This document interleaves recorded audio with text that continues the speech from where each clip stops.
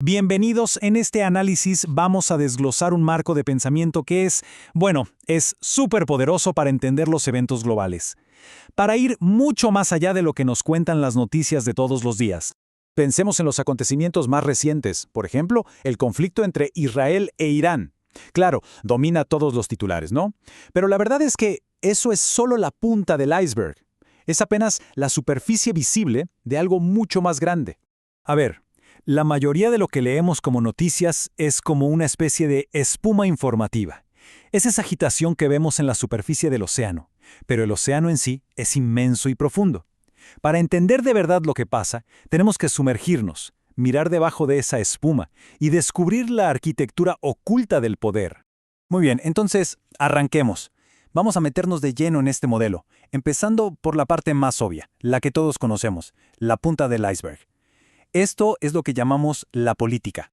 ¿Y qué es la política en este modelo? Pues es la esfera formal, institucional, la pública. Es todo lo que vemos y escuchamos a diario. Las elecciones, las declaraciones oficiales de los presidentes, las resoluciones de la ONU, los tratados que se firman, todo lo que, en teoría, pasa a la luz del día.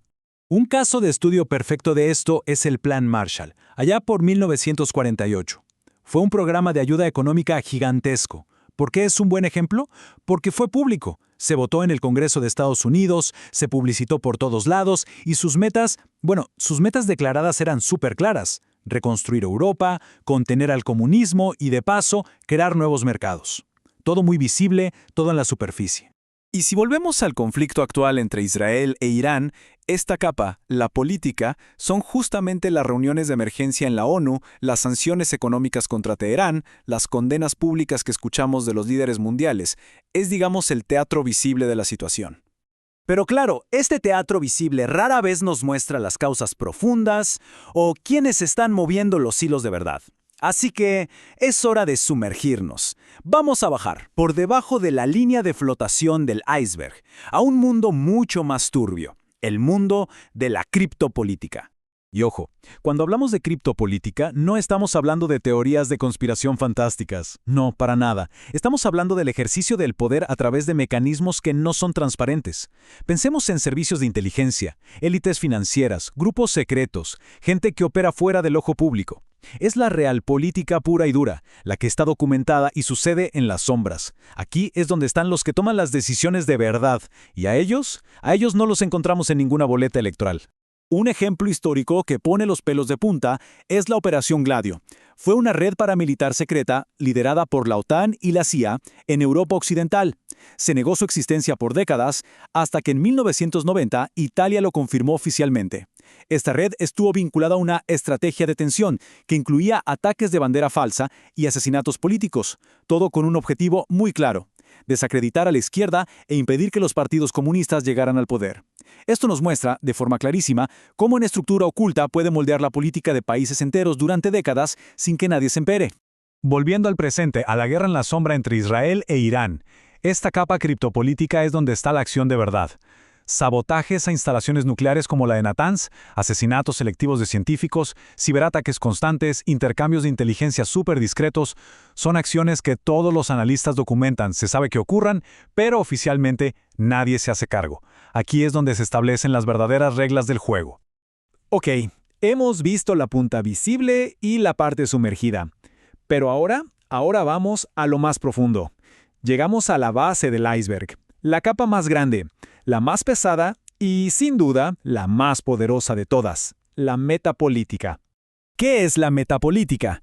Es la guerra, pero no una guerra de ejércitos. Es la guerra a largo plazo por la cultura, por los valores, por los mitos, por el lenguaje.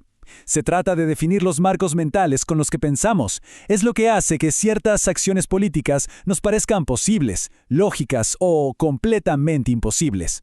Esto no va sobre quién gana la próxima elección, va sobre moldear las ideas de generaciones enteras. Hay una frase de Andrew Breitbart que lo resume de una forma genial. La política es el río que fluye aguas abajo de la cultura. ¿Qué quiere decir? Que la política, lo que vemos en la superficie, es solo la consecuencia. Si de verdad se quiere cambiar el curso del río, hay que ir a la fuente, a la cultura. Ahí es donde se juega la verdadera partida. Pensemos en la Revolución Francesa, Es un ejemplo histórico perfecto de una victoria metapolítica. ¿Cuándo empezó realmente? No fue en 1789 con la toma de la Bastilla, no, empezó décadas antes, con la Ilustración. Filósofos como Voltaire, Rousseau, ellos empezaron a desafiar la idea sagrada del derecho divino de los reyes. Popularizaron conceptos nuevos y explosivos: razón, igualdad, soberanía popular. Para cuando llegó 1789, la legitimidad de la monarquía ya estaba hecha polvo en la mente de la gente. Su caída era inevitable. La batalla política fue solo la consecuencia de una batalla cultural que ya se había ganado. Y esto está pasando ahora mismo en el conflicto entre Israel e Irán. Se están activando narrativas metapolíticas muy potentes. Por un lado, profecías bíblicas como Gog y Magog, que enmarcan el conflicto como una especie de necesidad teológica, casi como el Armagedón. Se vincula al Irán moderno con arquetipos de enemigos bíblicos. Por otro lado, del lado chiita se interpreta la guerra como la gran tribulación necesaria para el regreso del Mahdi. ¿Qué se logra con esto? Que la guerra no se vea como una decisión política, sino como un destino sagrado, inevitable. Y claro, así, la diplomacia se vuelve casi imposible. Entonces ya tenemos las tres capas: política en la punta, criptopolítica bajo el agua y metapolítica en la base. La pregunta ahora es, ¿cómo funciona todo esto junto? ¿Cómo interactúan para crear la realidad que vivimos? Vamos a unir todas las piezas. Miremos esta tabla. Es como una coreografía del poder. En la base, la metapolítica. Se activan las narrativas, ¿no? El Armagedón, la batalla entre la luz y la oscuridad. Esto crea el consenso, la justificación cultural. Luego, en la capa intermedia, la criptopolítica, se actúa, se ejecuta la guerra híbrida con sabotajes, se hacen negociaciones secretas, se crean los hechos en el terreno.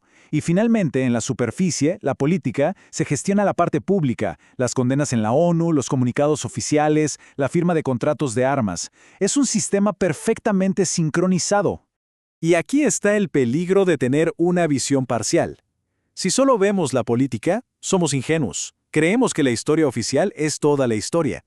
Si ignoramos la metapolítica, no entendemos por qué la gente apoya ciertas ideas incluso en contra de sus propios intereses. El punto clave, lo fundamental, es que para tener un intelecto realmente soberano hay que aprender a ver estas tres capas al mismo tiempo. Entonces, para que esto no se quede en teoría, aquí hay una herramienta práctica. 3 preguntas para analizar cualquier evento. Primero, la política. ¿Qué decisión visible se tomó y cuál fue la justificación oficial? Segundo, la criptopolítica. ¿Qué intereses ocultos o qué estructuras de poder hicieron esto posible? Y tercero, la metapolítica. ¿Qué valores, qué mitos culturales se activaron para que la gente aceptara esta decisión? Con estas 3 preguntas, este marco se convierte en una habilidad activa. Y esto nos lleva a la pregunta final, que quizás es la más importante de todas. Y es, ¿bajo qué marco emocional y simbólico se nos está induciendo a procesar los acontecimientos? Porque al final del día, quien tiene el poder de definir el marco con el que vemos el mundo, es quien tiene el poder de definir la realidad misma.